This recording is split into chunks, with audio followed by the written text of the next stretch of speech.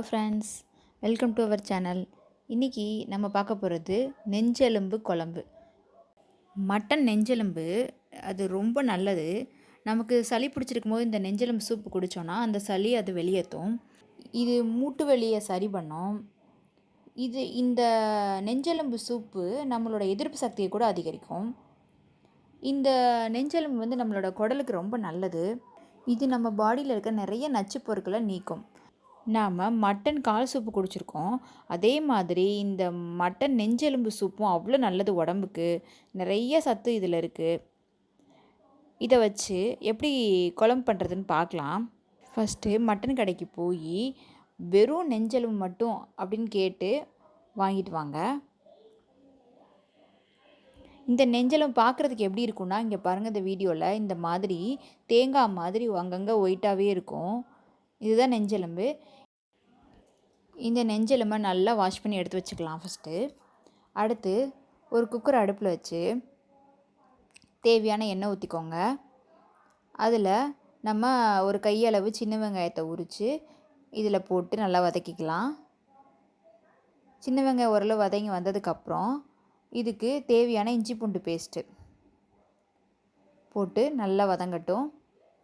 இஞ்சி பூண்டு பேஸ்ட்டு வதங்கினதுக்கப்புறமா மஞ்சள். எப்போவுமே சூப்புக்கு கொஞ்சம் மஞ்சள் ஜாஸ்தியாக போடுங்க, அப்போ தான் அது நல்லாயிருக்கும். மஞ்சளும் நல்லா வதங்கிருச்சு. அதுக்கப்புறமா நம்ம வாஷ் பண்ணி வச்சுருக்க நெஞ்செலும்பை எடுத்து இது கூட நல்லா மிக்ஸ் பண்ணிவிட்டு இது முங்குற அளவுக்கு தண்ணி ஊற்றி கொஞ்சோண்டி சால்ட்டு போட்டு குக்கரை மூடி வச்சிடலாம். விசில் போட்டு இது ஒரு 5 விசில் வரட்டும். இப்போ 5 விசில் வந்துருச்சு. குக்கரை ஓப்பன் பண்ணி பாருங்கள், நல்லா வெந்திருக்கு. இதுதாங்க சூப்பு.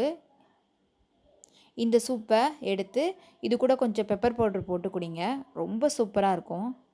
சளி பிடிச்சிருக்கிற டைமில் இந்த நெஞ்செலும்பு சூப்பு குடித்தோன்னா அது நமக்கு நல்ல ஒரு ரிலீஃப் கிடைக்கும்.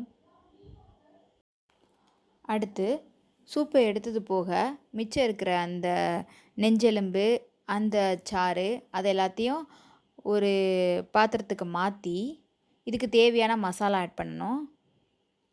நான் இன்றைக்கி 1/2 கிலோ நெஞ்செலும்பு எடுத்திருக்கேன். அதுக்கு 2 டேபிள் ஸ்பூன் குழம்பு மசாலா போட்டிருக்கேன்.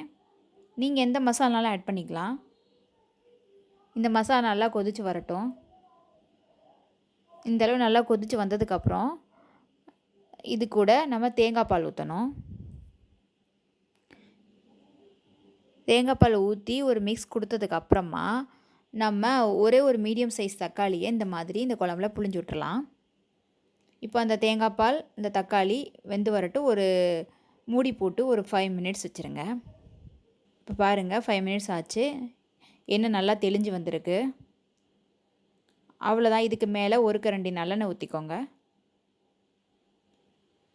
இப்போ ஸ்டவ் ஆஃப் பண்ணிவிட்டு நம்ம கட் பண்ணி வச்சுருக்க கொத்தமல்லி இலையை இதுக்கு மேலே தூவி மூடி வச்சிடலாம். அவ்வளோதான். ரொம்ப ரொம்ப டேஸ்டியான ஒரு நெஞ்செலும்பு குழம்பு ரெடி ஆயிடுச்சு. இது ரொம்ப நல்லது. இது ரைஸுக்கு, தோசை, அது எல்லாத்துக்குமே இந்த கிரேவி சூப்பராக இருக்கும். நீங்களும் இந்த வாரம் மட்டன் எடுத்திங்கன்னா நெஞ்செலும்பு வாங்கி இதே மாதிரி குழம்பு வச்சு அது எப்படி வந்ததுன்னு எங்களுக்கு கமெண்ட் பண்ணுங்கள். நம்ம சேனலை மறக்காமல் சப்ஸ்கிரைப் பண்ணுங்கள். Bye friends.